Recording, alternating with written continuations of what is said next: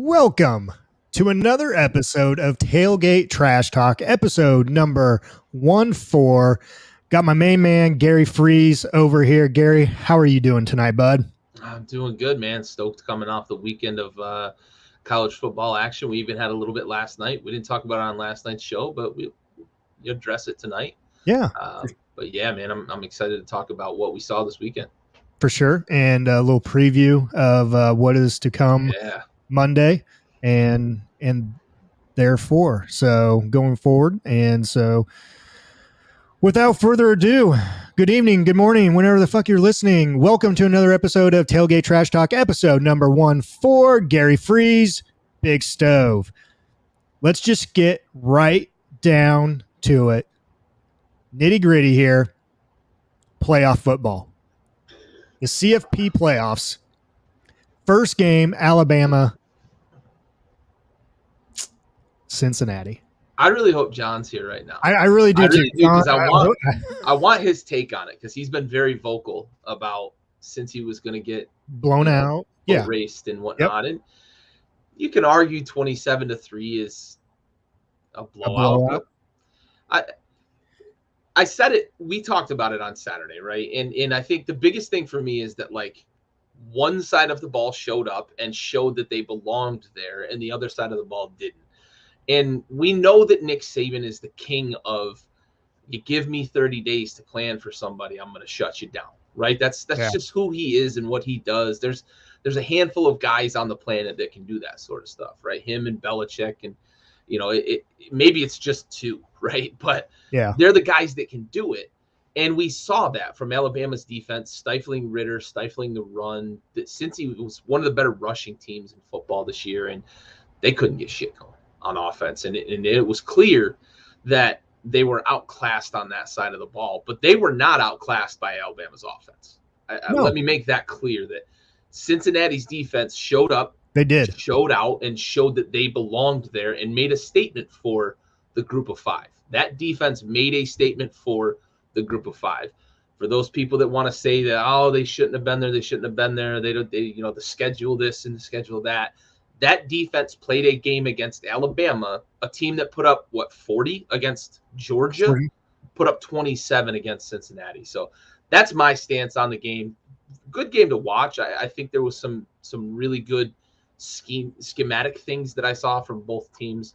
Obviously more so from Cincy's defense than their offense, but good game. And I thought they kind of exercised themselves pretty well in that game, especially on the defensive side of the ball. Yeah, and it was one of those things that we noticed early on, and you and I were talking while we were watching the game about it. Cincy's defense was getting pressure on Alabama, on Bryce Young, making him kind of hurry his passes a little bit there. And then switching over to the offensive side of the ball for Cincy, Devin Ritter. We talked about him in some of those big games this year, mainly the Notre Dame game, the upset of Notre Dame, and how he brought that BDE. And you and I said last week that he was going to need to bring that BDE to this game for Cincy to have a chance. And he fell short there. He fell short. Ritter never really looked comfortable at all throughout the entire game. He was pressing, he was hurrying his passes, just not making very good decisions. And it's something, and give credit to Alabama's defense for that. But I think that is where the state of play comes into factor, to where they've only had really one game that is similar to Alabama, and that would have been Notre Dame. Okay, everything else, every game that they played throughout the season, you can argue it's on a lesser level, lesser competitive level, as far as athleticism, talent wise, what have you. And so that is where I think playing more Power 5 teams would help the non-power 5 teams compete in games like this to get them more prepared for situations like this. So since he fell short on that, Devin Ritter fell short in that aspect. But I was really impressed with Cincy's defense early on in the game. Yeah, and you mentioned them playing the Power Five schools, and it's something we've talked about, right? It's hard for these guys, these ads, to actually schedule those Power Five schools because it's a combination of a couple of things, right? The Power Five schools don't want to go play these big time out of conference games against the best team in the AAC or the best team in whatever group of five conference it is, because if they get knocked off, that looks like a bad loss because it is a non-Power Five school, right? But it's also like they take these cupcakes for tune-up games, but there's also like a sharing of the wealth aspect to it. When Alabama plays, East Lafayette Central Technical University, right? They play them and they pay them, right? They pay them $1 million to come get their asses handed to them, 73-0, right? They pay them for that. So it's a little bit of a balancing act with that. The other thing that I think gets lost sometimes when people just want to say, well, fucking schedule people, fucking schedule them, right? In addition to the difficulty of scheduling them because you are a good team and they don't want to take that loss, a lot of these schedules are set years in advance, right? Years. And that's what makes it very difficult to try to project. They leave some open dates here and there, but it's difficult for ads to schedule those games last minute, getting into a season or anything like that. So it's hard to project in 4 years. Is Notre Dame going to be great? Is Indiana going to be great? Because 4 years ago, Indiana was a pretty competitive team. Maybe not so much this year, right? So I have to. Sometimes I feel like, man, people just need to be reminded too that it's not that easy to just set these schedules. Yeah, you're not making your schedule week to week here. It's right. not one of those. Right. It's and sometimes, you may have an open date. You may have a couple open dates, maybe in June, July, maybe for your upcoming football season, and you're looking for anyone at that point in time, and 9 times out of 10 it's going to be like that school that you just said, that South Technical College Institute of the Blind, that you're going to get. It's not going to be an Alabama, it's not going to be a Georgia, it's not going to be an SEC school or Big 10 or Big 12. 9 times out of 10 it's not going to be those schools, because those schools already have people calling them to play them. Yep. So yeah, it's not like Fickle's calling Saban on Monday and like, hey, you want to play Saturday? Yeah. My mom said I can come out this weekend. I'm off Groundation. You want to play? Meet me at the Rotary Field or something this weekend, right? It's not like that, but I do understand, right? You only play who's on your schedule, but these teams in these conferences, it's hard to build that resume. It is. Since he was able to this year, and you mentioned the Notre Dame win really stuck out. Yeah. But they went undefeated, right? And nobody in college football now that they've got a loss went undefeated, but nobody else was undefeated before the playoffs. So, it's kind of you argue in one hand, but then your counterpoints in the other hand. Yeah. So. I mean, and if you take a look at, I'd say Boise State's a great example of this. Boise State wasn't on the map until that bowl win against Oklahoma, the Statue of Liberty play. So then I think it might have been that next year or 2 years down the road, when I think they're playing maybe a Wisconsin team, or it was either a Big Ten school or an SEC school, opening weekend. And I think it was either in Dallas or New Orleans, one of those places where they were playing that opening weekend to kick off college football. And it was because of they had sustained, they had that great year, Statue of Liberty, 06, 07, right there. They beat Oklahoma in the bowl game. Next year, they had another decent year, and that was with Peterson as their head coach. And then that's when the kind of things began to open up for them, to where some of these other schools, they were one of those non-power 5 marquee teams Yep. to get some viewership going with some of these power 5 schools. Yep. And it's a quality win, right? Yeah. So, if Cincinnati goes 4-10 next year or 4-8 and they don't make a bowl or whatever, then teams aren't going to come calling to say that's a quality win if we can knock that team off, maybe opening weekend or whatever it might be. So for Cincy to sustain, like you mentioned, Boise sustained TCU for a while. They were a sustained program outside of the Power 5 until they moved into the Big 12, obviously. Yep.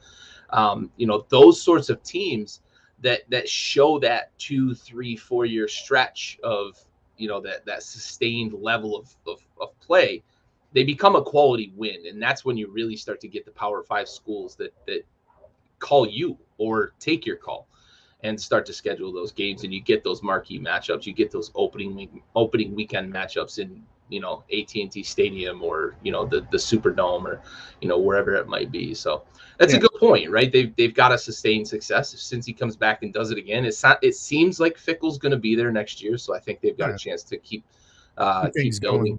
Yeah.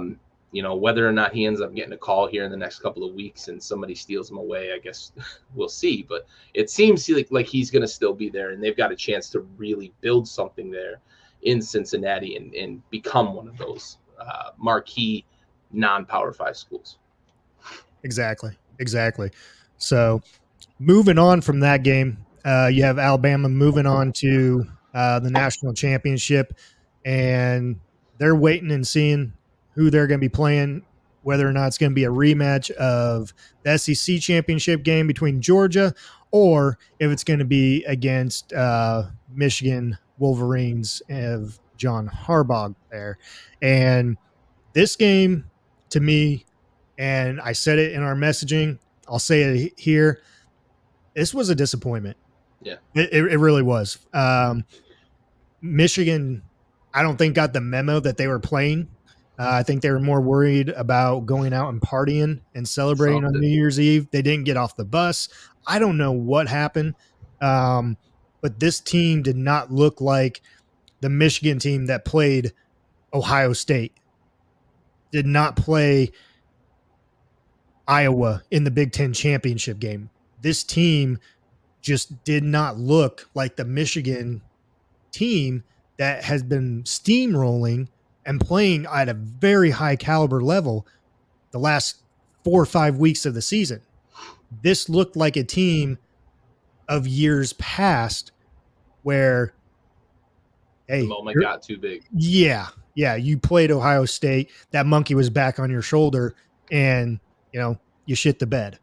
You couldn't win the big one. You couldn't beat Ohio State. Couldn't win a Big Ten championship. It seemed like one of those games where Michigan was put in a position to define in those naysayers, and a great opportunity. And I picked them last week. I think you picked them as well. I did. They were going to ride those highs of beating Ohio State, beating Iowa in the Big Ten championship, and just riding that wave and beating Georgia. And it just did not happen. Like, they fell flat on their face. And it was, as a football fan, it was just, it wasn't fun to watch. No, that was as unentertaining a watch as there's probably been in the playoffs in the last handful of years. There's been some blowouts in the playoffs. Notre Dame, obviously, sorry, Irish fans, but you guys have been blown out a couple of times in the playoffs, and those games are not fun to watch. You want to see a competitive game when it's that big of a stage, and it felt like the moment got too big, or Michigan had too much time off, maybe to kind of harness that momentum. I don't know.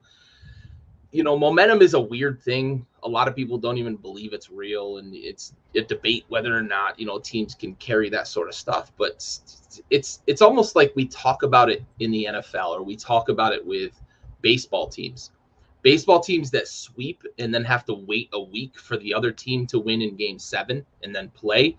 It almost always seems that team that swept comes out the first game or two and they're just flat, and then you're behind in the series and you're chasing your ass, right? Or with football teams, right? We saw it with the Colts with Peyton Manning, they rested him, 1 year and they were rusty. And then the next year they went after it and they played better in the playoffs. So like in the Patriots, right, they always try to play Brady at least a series and, the last week to get the game juices flowing, those sorts of things. So there's some reality to that, or at least there's some empirical evidence that supports that. So maybe that's what Michigan ran into, and Georgia did a better job of being ready when the moment came. But man, it started early and it just kept getting uglier and uglier and uglier. And I like aggressive coaches. Like, I don't want to tell coaches not to be aggressive, but Jim Harbaugh, and John too, right? We could talk about John with the Ravens. Like, it's a Harbaugh thing, but like going for it on like fourth downs just to say you went for it on fourth downs is sometimes what it feels like with those guys. And when you miss, it fucking crushes your team. And when you miss on the opening drive of the game after Georgia just fucking bullied you for a touchdown, right? Georgia just crammed the ball down your throat and up your ass, scored a touchdown, and then you go and miss on a fourth down. Like, that's crushing. It almost seemed fucking points. Yes. Yeah. It almost seemed like him and Lane Kiffin got together. Yeah. And like, had a little powwow. Yeah. Yeah. It was like he lost a bet to Lane Kiffin. Jesus. And so he had to just go for it on every fourth down. It just did not make sense at all. And you didn't see that with Michigan. If you've watched Michigan throughout the season, you didn't see that type of play calling throughout the whole season. So it just really makes you wonder, like, what was the game plan going into it? I mean, yeah, this is one of the best teams, that you're playing throughout the whole season, but don't change everything to what got you there. That's get cute. Yeah. Just stick to the basics. Throw in a little trickery every now and then. I mean, that's what these teams do in the playoffs and in the Natty. That's what they do. Okay. They stick to the basics and then they'll try and catch you off guard. In that second, third quarter, maybe coming out of halftime, maybe try a little onside kick action. Yeah. But just going for it on fourth down consistently, it blew my mind. And it was, it reeked of desperation. And for a coach who's hung his hat on that defense all year too, like, you didn't put a lot of trust in that defense going for it on fourth down that early in the game. I don't know. I guess it's easy in hindsight to just kind of indict somebody for it. But even in the moment, my brother and I were sitting at the casino watching. Or no, we had just gotten home. You just got back from the casino. Yeah, we just got back from the casino, and like opening drive, and we're sitting there watching the game, and like, why are they going for it? What do they do? Take the points here. Take the points. Get yourself a little something of a victory here. It's not the result you wanted because you just gave up a touchdown, but get yourself some points. Stay in this fucking game, man. Yeah, you're down 7-3 rather than 7-0, and you just turned the ball over. Right. That pendulum swings so hard when it's a fourth down stop. Ask the Jets. Yeah. They got stopped on 4th and 1 at the 6, and then Brady carved them up with fucking backup wide receivers. Yeah. And it's such a morale not a morale booster, but it's a booster for one team, but it's a killer. It's right? a morale when killer. You're the team that misses, absolutely. Yeah. Absolutely. I mean, you go from going down there, okay, you can leave this situation 7-3. You go for it. Yeah, you build up a little momentum. You get it. If you get it. If you don't, you walk away 0 points. Yeah. And you just showed to everyone that Georgia has your number on that. Yeah. Like, Georgia's prepared for that. Yep. And so the other thing about the fourth down thing is, like, you've kind of hemmed yourself into it's touchdown or bust now. If you go for it on fourth down in field goal range, it's touchdown or bust. Like, you can't get a first down and then the next time fourth down comes up, you kick a field goal, right? Yeah. You've kind of hemmed yourself in. So it's a tough thing. I don't like doing it that early in the game. I think that's my biggest gripe with it. Too early in the game. And I know the analytics are the analytics. 4th and 1, you just go, right? Yeah, there's time and a place for some old school football. Mix it in with the analytics, because I like being aggressive. Like I said, I will never tell a coach don't be aggressive, but there's a time and a place, and you got to find that balance. And don't coach in a way that's going to undercut your team. That's all. Yeah, and that's what it felt like. Mm-hmm. Yeah, for sure. So with that victory, Georgia moves on to the Natty to play Alabama in a rematch, basically, of the SEC championship. I want to get your thoughts on that, Gary. But first, let's take a little break from one of our sponsors, PocketPairClub.com. Pocket Pair Club, club number 26881.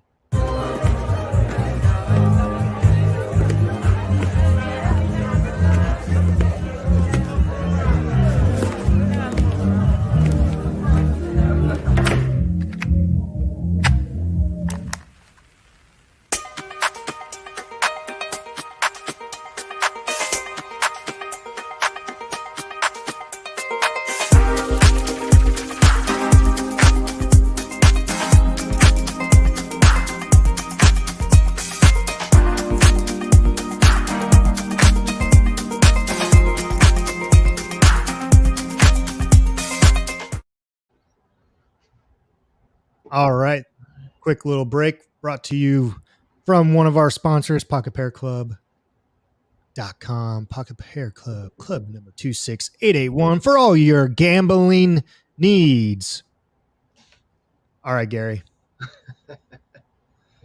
Let's talk Natty. Let's talk Natty. You're a gambler. I'm a gambler.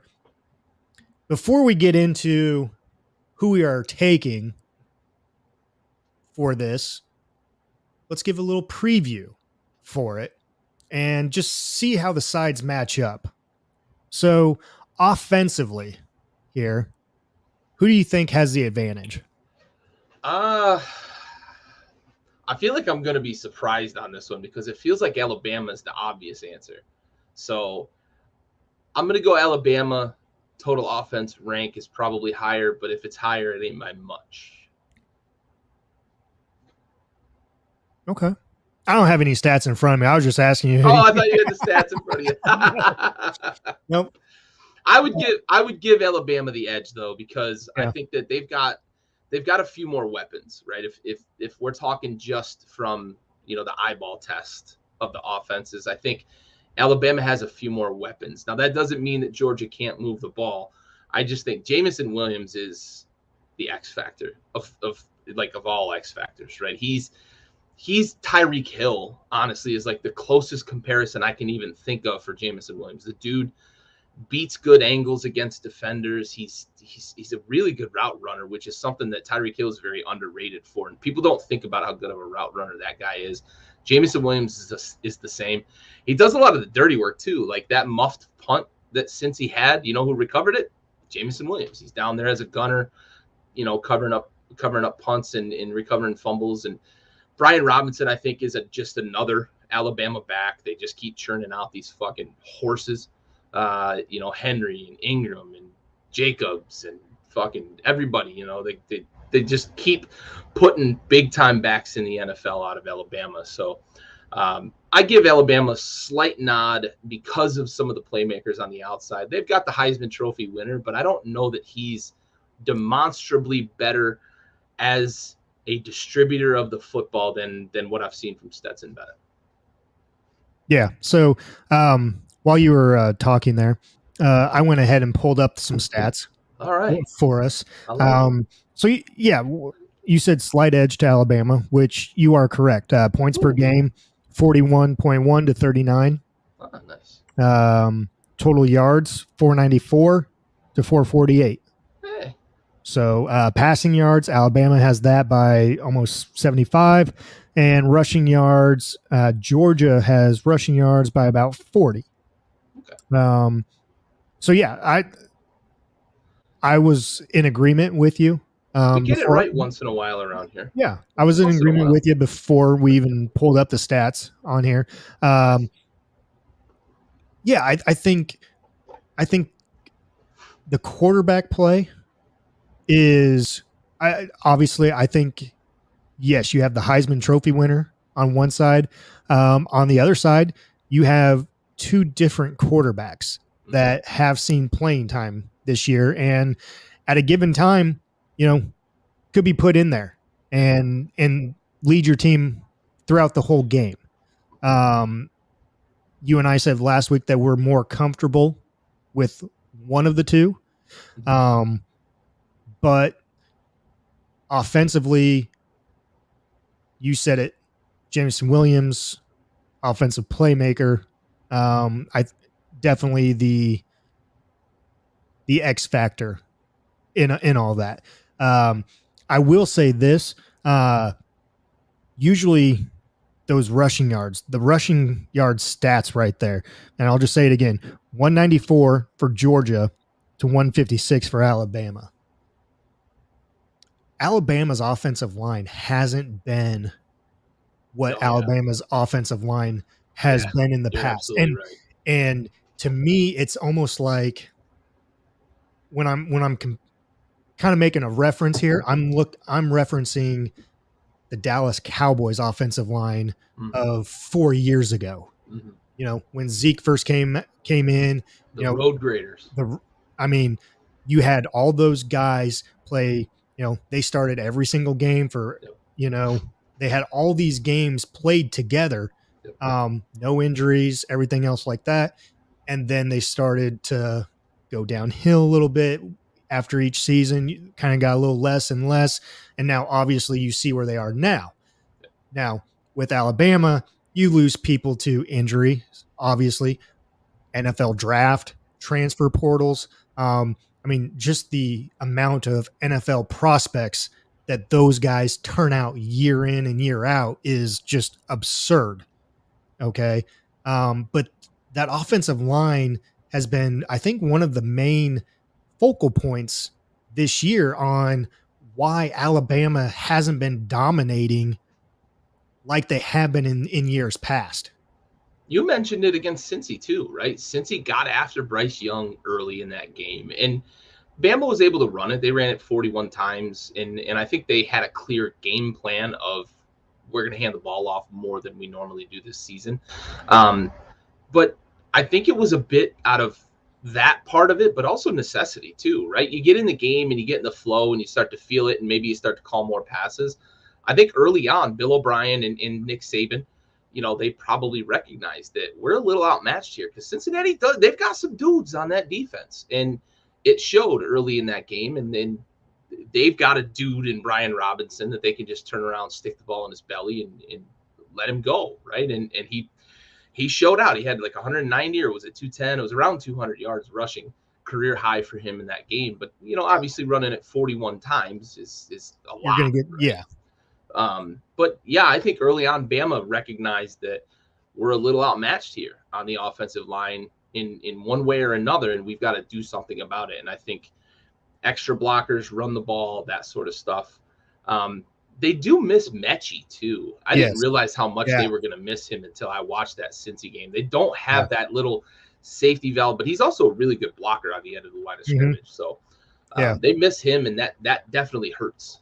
So let me ask you this real quick, and it just popped into my head, but watching Alabama this year, we've all talked about how they haven't been as explosive as years past, even though they have some playmakers and can be explosive. It's just not as consistent. It's not as consistent, but you also have a quarterback back there that, really hasn't been flashy. He's been mild.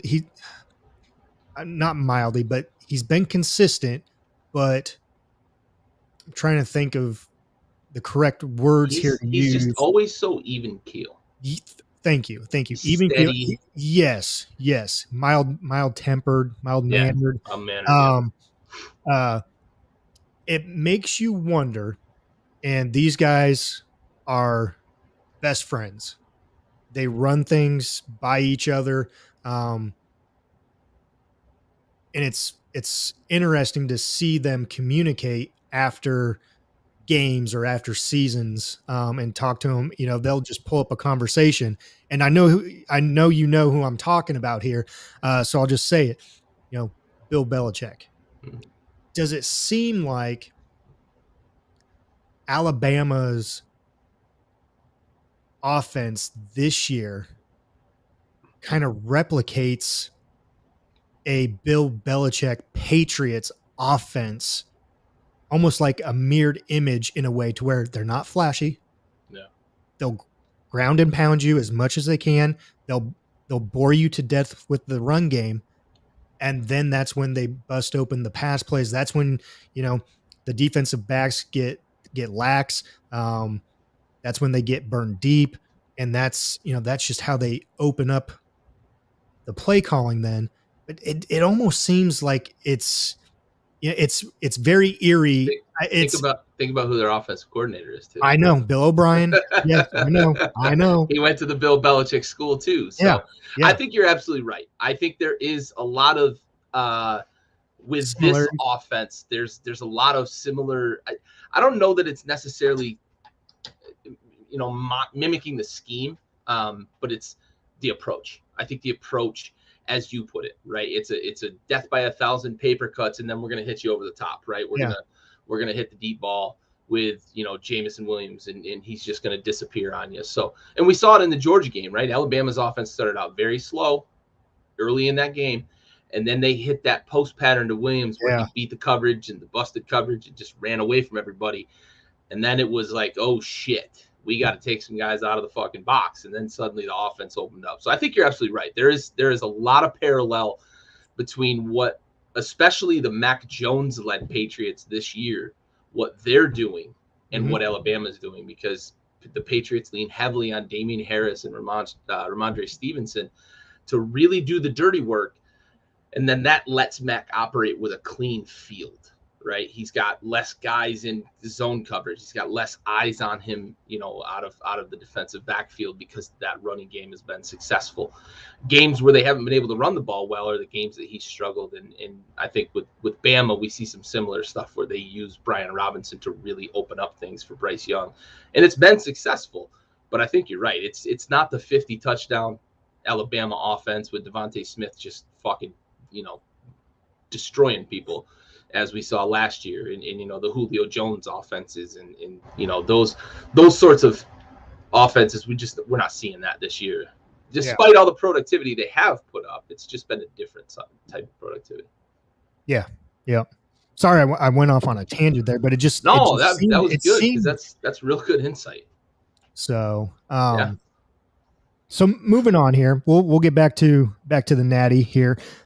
Defensively, who has the edge defensively? I give Georgia the edge, but there was something going on in that game against Bama. Like, remember when Sam Darnold said, "I'm seeing ghosts"? Oh yeah. Right? Like, I feel like Georgia's defense, and maybe even Will Muschamp a bit, as the coordinator, was like, "See ghosts out here." it's on repeat. It's like on Alabama repeat. Right.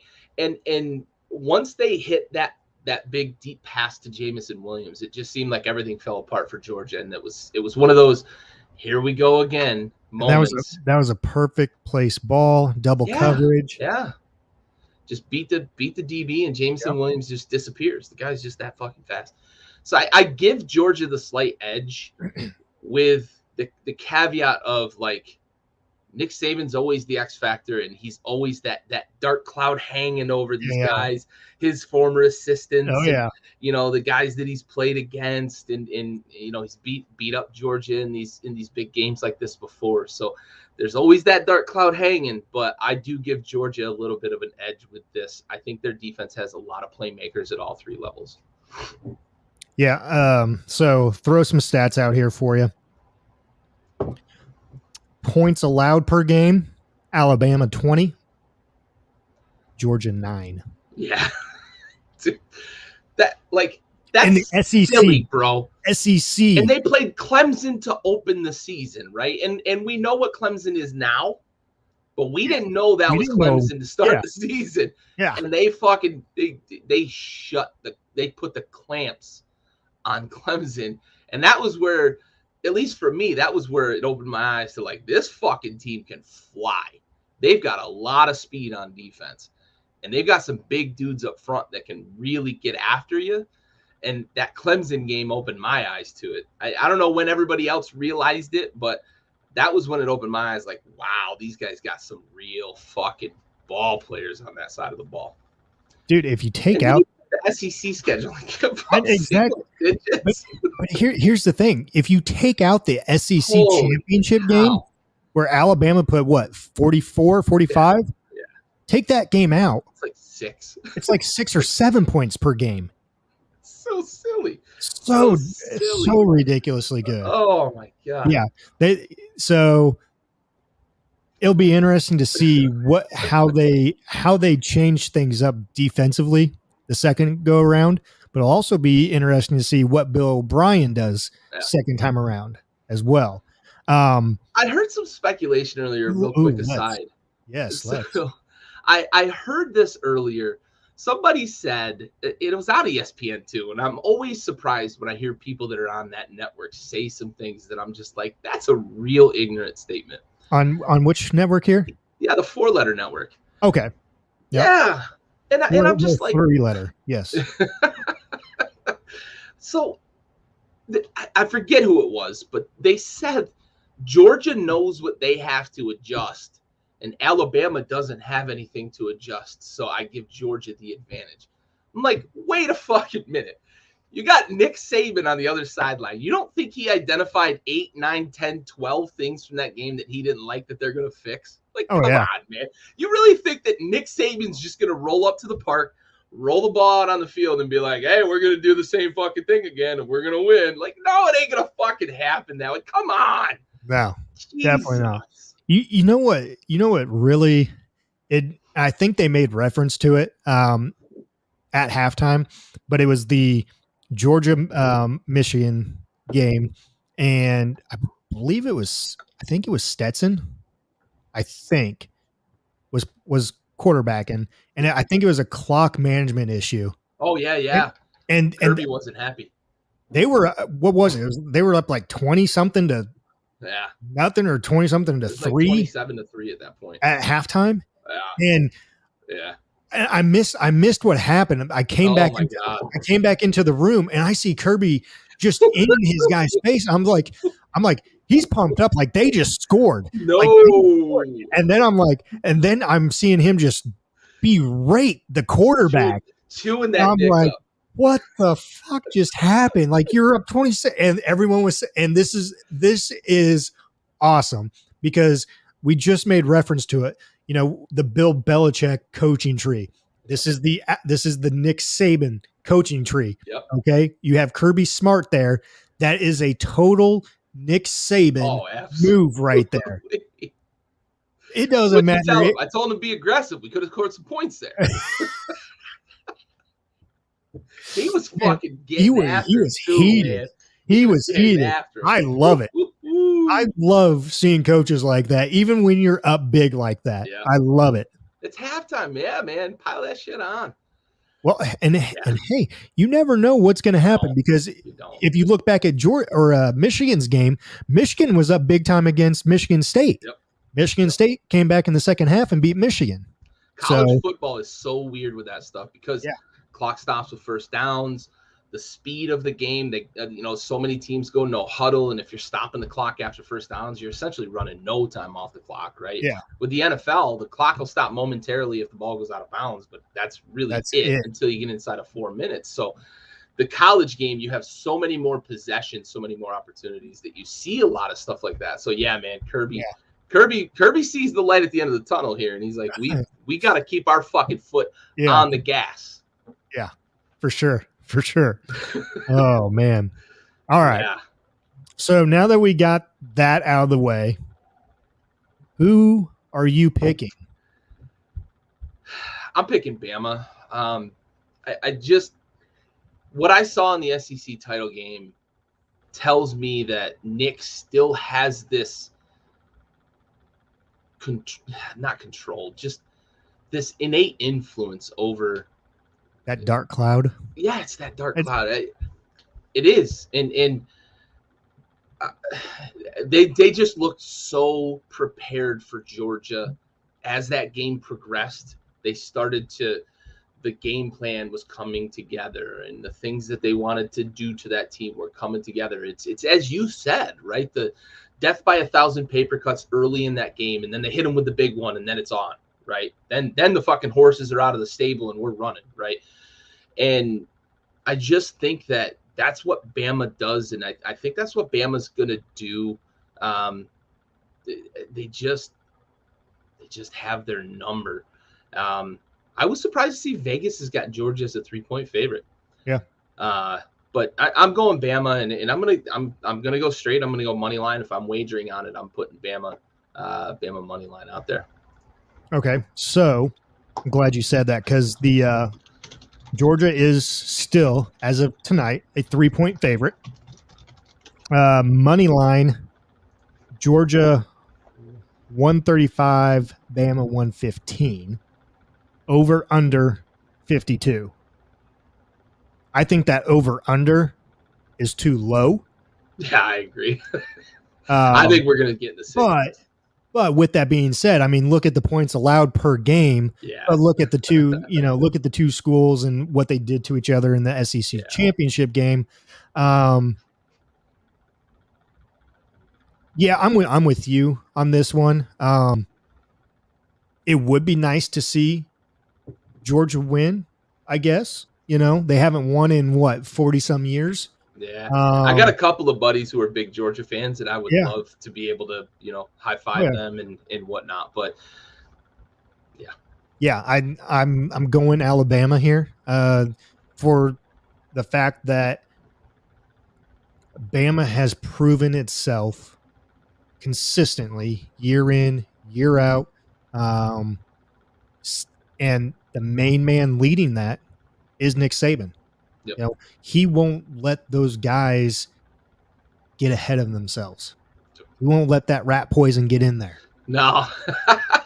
That shit was funny too, because there was an Alabama player, and I think it was Josh Jacobs, but it might not have been him. Did an interview after a post-game interview. Actually, you know what? It was fucking Jalen Hurts. And he said the rat poison term, and I was like, that's fucking Nick Saban. Like I was the Leonardo DiCaprio meme, like, yeah. Yep.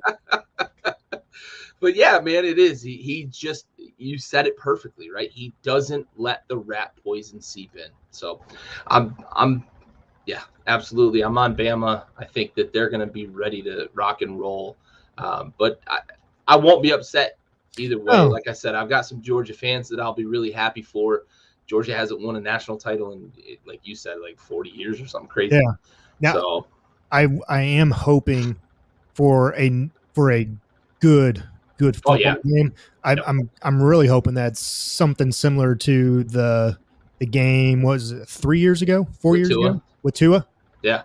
I'm all in on that. Let's get a last possession. Let's get some overtime. Yeah. Let's make a decision though, NCAA, before this game starts. We're not doing 2021 fucking overtime rules. Get rid of that fucking 2-point. Oh my god, no kidding. Yeah. It's the national championship. If that's decided on fucking 2-point conversions, oh, good God. I totally agree with that statement.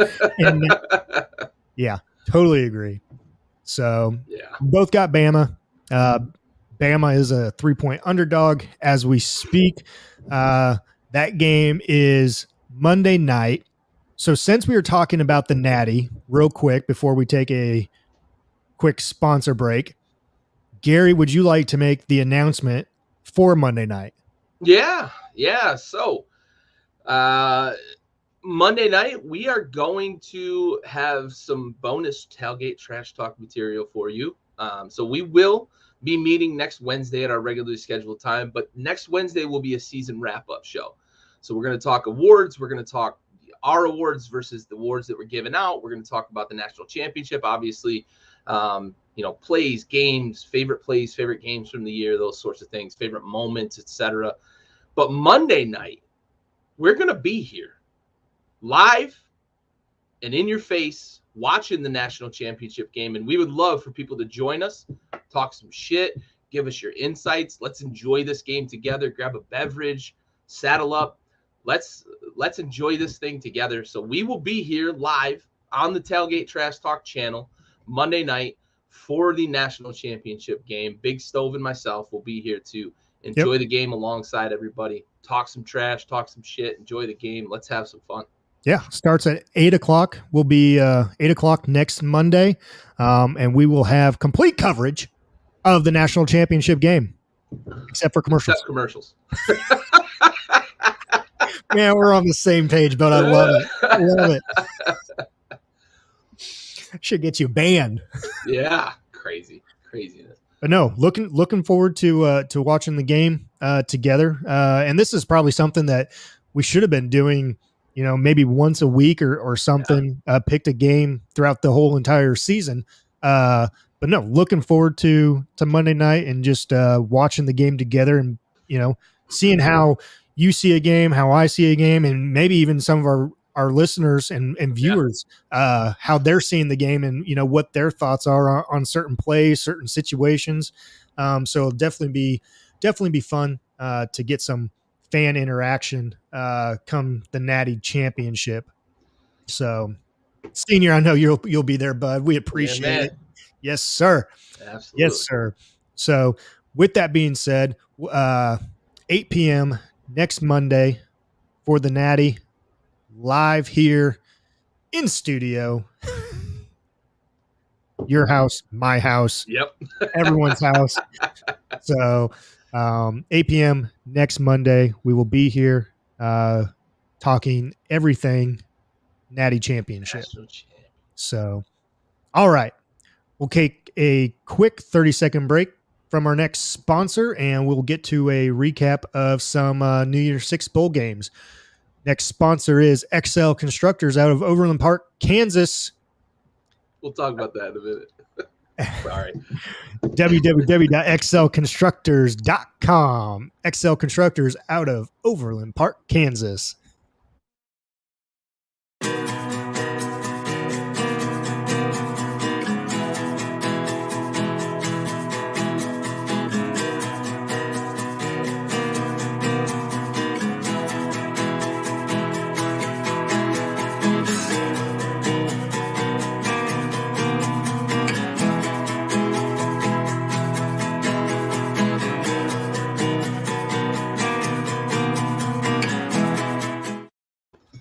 Stove's such a fucking professional. I interrupt his read off with a comment from a viewer, and he doesn't miss it. I love it.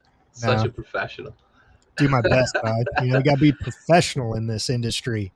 Anyway, you viewers are the special guests. Yeah. We want you here. We want you here to talk with us, talk shit. Stove's got a phone line he could possibly open up if there's people that are interested. Yeah, right. If you want to call in and give us your thoughts and talk some shit with us, we can make this happen. It's just whatever you guys want in terms of interaction.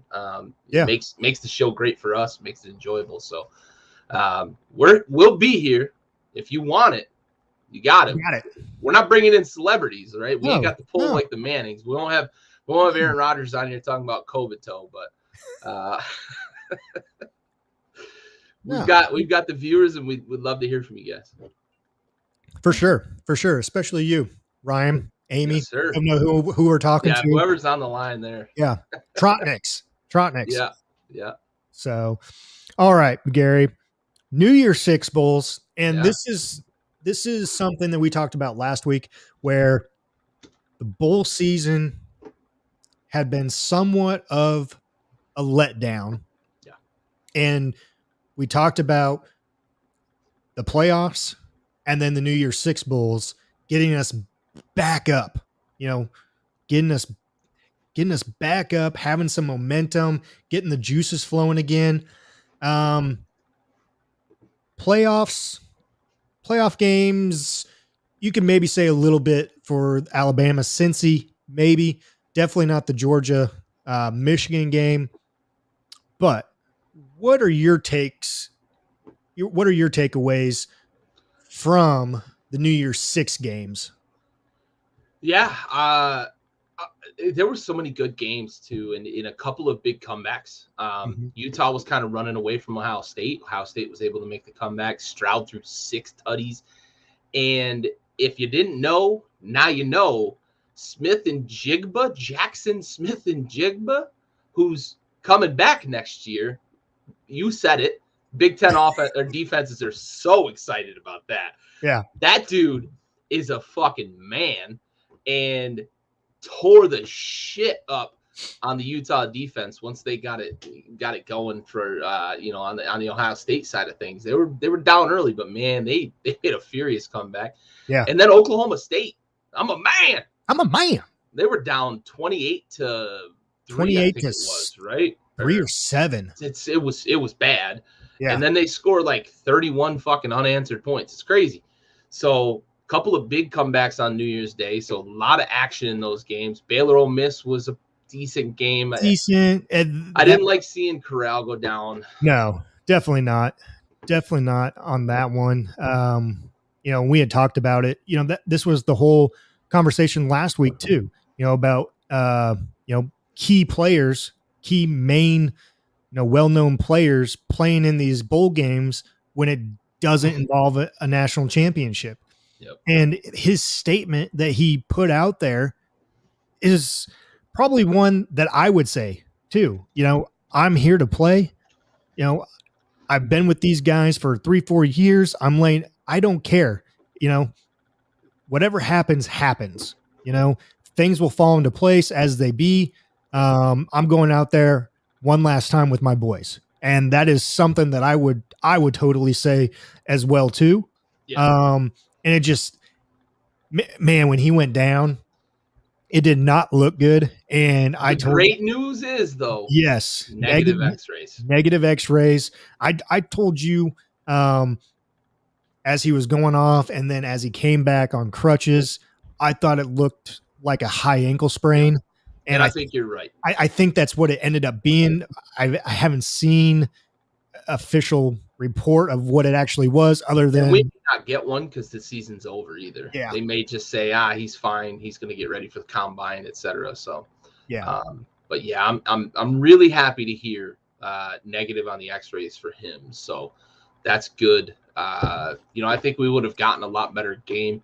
Actually, what's funny is mid-game, Joe Acor, who's watches the show from time to time and chimes in, he wrote me and said, "You mean to fucking tell me that Baylor has the entire state of fucking Texas and can't find a quarterback that can throw the fucking ball?"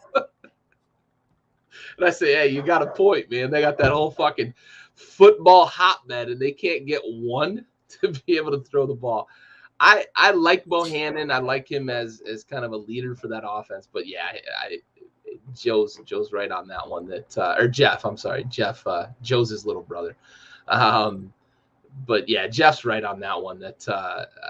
It's just amazing that any school in Texas would struggle to find a quarterback. As many NFL quarterbacks as are from fucking Texas. Yeah, for sure. With Corral going down, they brought in, I think, freshman quarterback. And to be honest with you, he did not look bad at all. He looks like he had a couple picks, but yeah, for sure. I think under Lane, I think he's going to be, a couple years down the road here. I mean, just from watching the short game that we got to watch him, I think he's going to be someone that we might need to keep an eye on here in a couple years. Yeah. I think that offense is going to be in pretty good hands with that kid. He's pretty big too, right? The knock on Corral's been that he's slight, right? Yeah. And obviously going into the NFL, the perception has changed about slight quarterbacks, but he is still slight for slight quarterbacks. Like he's not only short, he's very thin. Yeah. And he's going to need to beef up a bit to withstand the pounding in the NFL, or figure out how to slide. college you can kind of take on some defenders because guys haven't been in food and in weight programs for 10 years as professionals like they are in the NFL. So, but yeah, I like that freshman quarterback that they. Yeah, Luke Altmaier. Altmaier. Luke Altmaier. I could not think of his name. I knew it was an A. I thought it was like Allman. I couldn't remember exactly what it was. Yeah. So, yep, Luke Altmaier, definitely a name to watch out for, especially next year. See what he can do with a full season under his belt, and moving forward. As the guy. Yeah.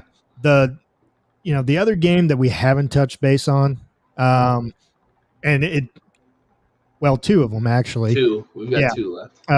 Both Big Ten games here. Penn State, Arkansas 24-10.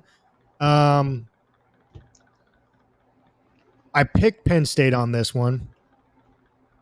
That was your Big Ten loyalty. Yeah, it was my Big Ten loyalty. To be honest with you, though, I'm not mad about the outcome. No, I didn't think you would be. No, it was a decent game. It was decent. It wasn't, it is the first game of the day. So it got the early as shit too. Flowing. Yeah, 12 o'clock. I forgot that they did that on New Year's Day. I know earlier in the bowl season they do like an 11:30 time slot in some games. It's crazy. Yeah, but it's always New Year's Day, the 12 o'clock, games. It did get the blood flowing, the juices going, and then you had a couple back-to-back games there.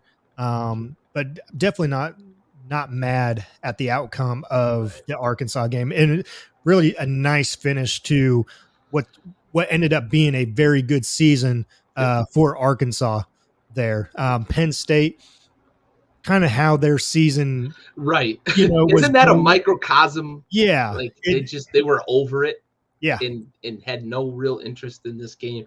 I mean, James Franklin probably thought they were still playing Illinois. So, sorry, James, you make it too easy sometimes. Yeah, but yeah, I want to kind of piggyback your sentiment.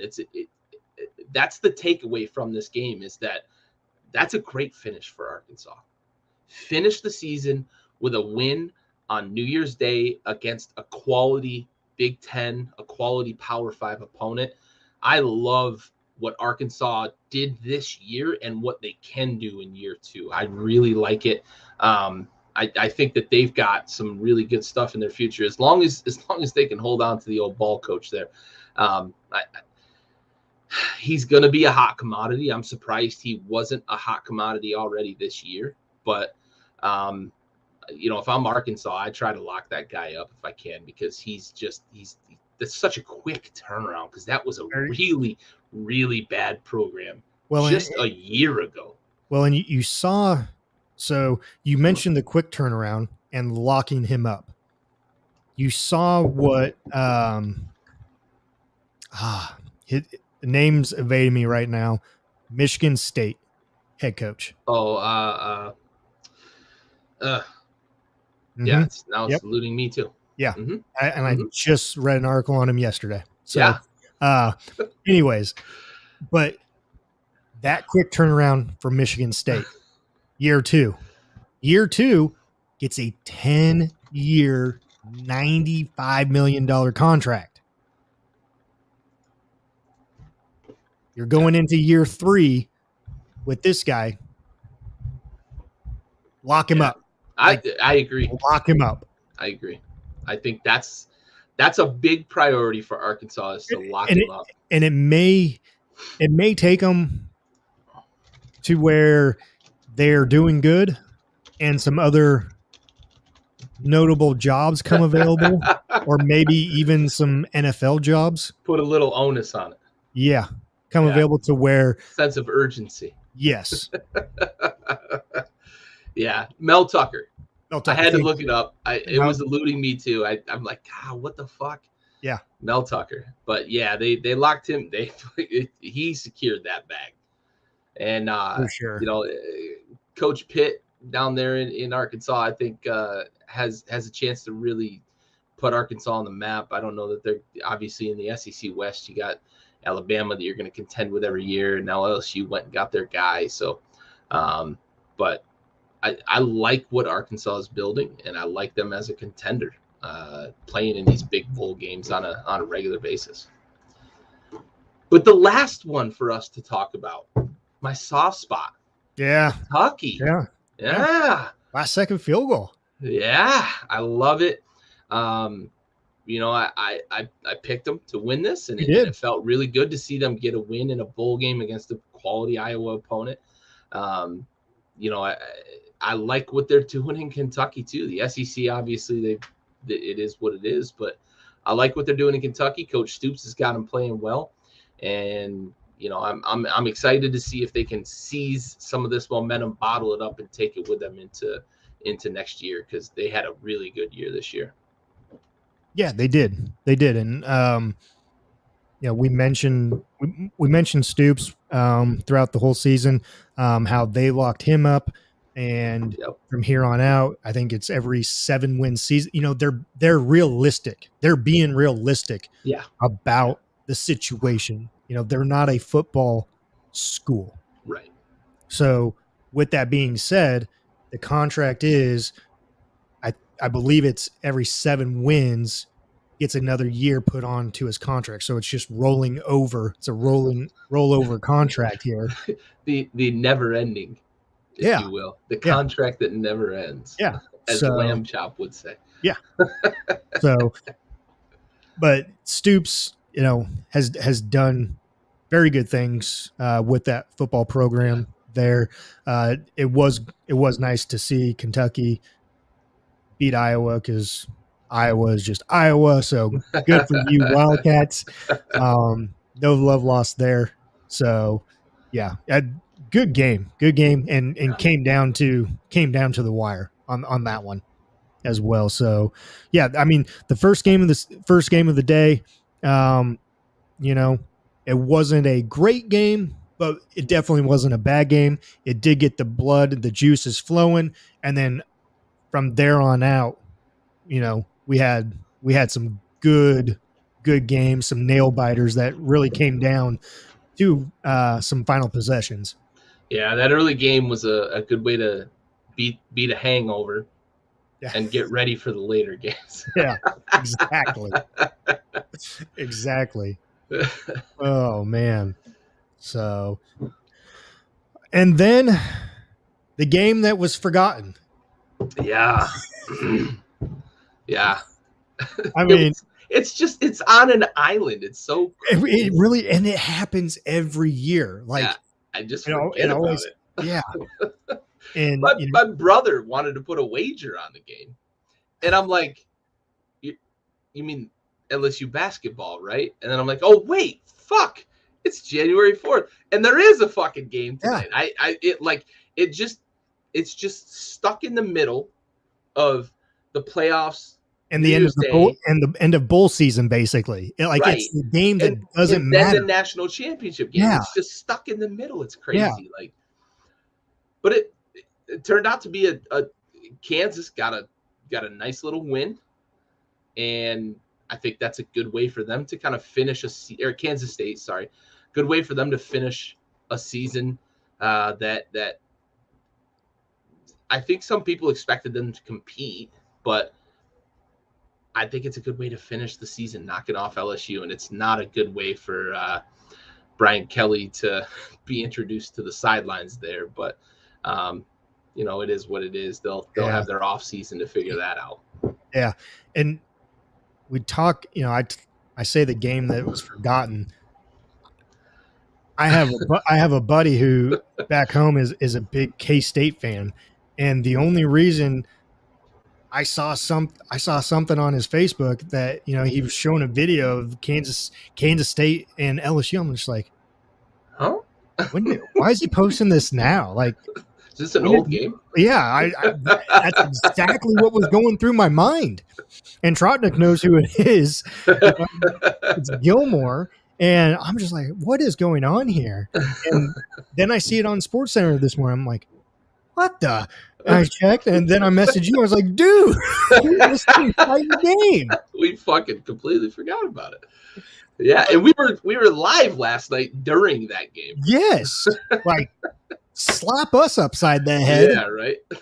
But man, no, But no, you said it right. I mean, Yeah, it was a good way for Kansas State. You know, they had a decent season for them to end on that victory. LSU, on the other hand, up and down season. Coach O out, Coach Kelly in now. Coach Kelly's already making headlines for the way he did his introductory press that conference. fake ass That Southern fake accent, and he even made fun of himself last night. I saw a highlight of it. On When you do something like that, like, I got to give him credit. You lean into it. Yeah. You lean into it, and that's the only way you can address something like that, because you can't explain it away. Like, oh, I'm from here, and it's natural when I get in this environment. No, just lean into it. No, Bo. No. I will say this though, funny anecdote. Guys from the Boston area that I was on the boat with in the Navy, I would not even have guessed that they were from Boston, because they'd been in the Navy long enough that they lost that accent. And we went to Boston for they have this festival called Dorchester Days, and like they have a couple of Navy ships come in every year, or every so often, and they'll do like a parade and shit. Get them motherfuckers down to like the Market Square, get them into the booze a little bit, and that Boston accent comes Just starts right back. Oh yeah. It's like, whoa, where the fuck did that come from? Or even if you're not from Boston.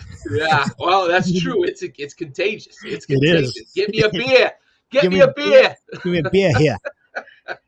It's fucking contagious. But yeah, man, those guys, they get off the boat and they get a little booze in them, and they're just like, immediately it just comes right back. Like, yep. Wow, I didn't know you were even from Boston. Yeah, exactly. Trotnick, it was nice for TV to give him 20 minutes to recruit on live TV. Yeah, I almost think he did more harm than good on that one. Maybe. Yeah. So, but yeah, so that rounded up the all the bowl games, and now we have one game left. One game to rule them all. Yes, sir. And we will be there. We will be there with you guys Monday, 8 p.m. Eastern Standard Time. Yeah. Come join us. Next Monday. It'll be fun. It'll be interactive. Who knows? We may have a special guest. I don't know. You guys are our special guest, but we may have someone else. Roll Tide, Ryan Trotnick. Roll Tide. Oh. But again, like Gary said earlier, Monday, 8 p.m. Eastern Time, we will do a special Natty Championship broadcast where we will be like this, watching the game, and we want you guys to join us, to interact with us, give us your perspectives on the games, on the play calling, on the fouls, the penalties, whatever. Penalties are always the fun ones. They are. Let's get some great interaction going for a good 3.5 hours here on come Monday night. And then next Wednesday will be our Tailgate Trash Talk season finale, where we will recap some games.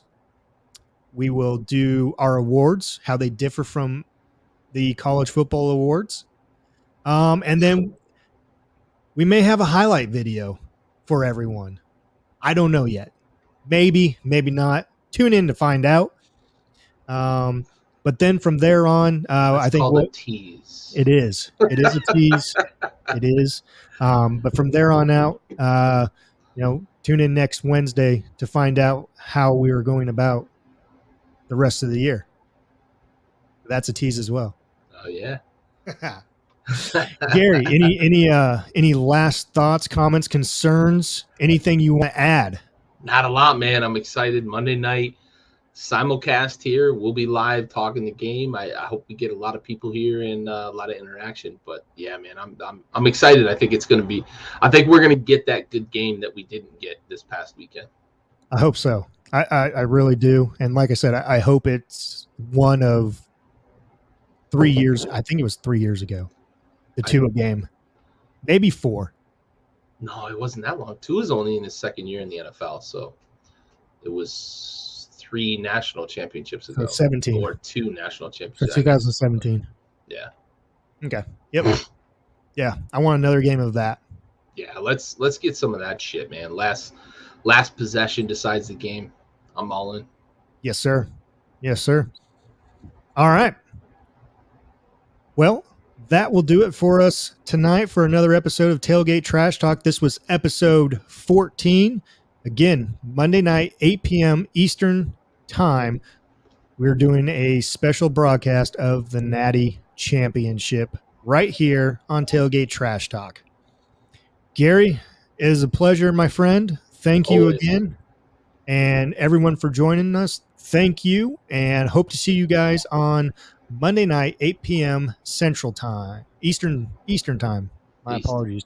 8 p.m. Eastern.